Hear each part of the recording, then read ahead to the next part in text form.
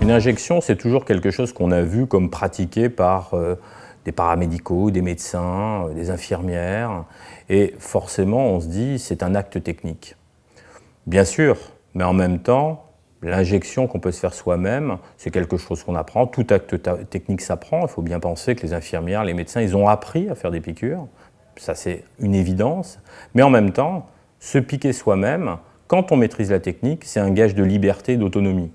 Donc, il ne faut pas considérer cet acte technique comme quelque chose d'infaisable, c'est simplement quelque chose qui s'apprend, et comme beaucoup d'activités humaines, l'homme est doué d'une grande faculté d'apprentissage. Quand on voit la praticité, la miniaturisation du matériel, on s'aperçoit que la personne vainc ses peurs, et petit à petit, quand on les revoit un mois après, on s'aperçoit qu'elles ont parfaitement enregistré la chose, sont même tout à fait contentes.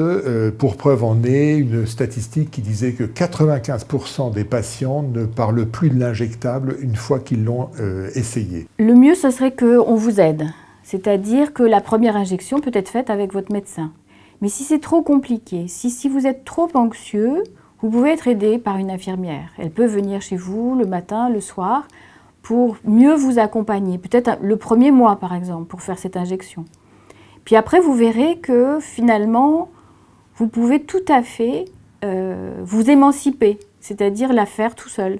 Et ça sera un geste plutôt... vous serez même fier de l'avoir fait.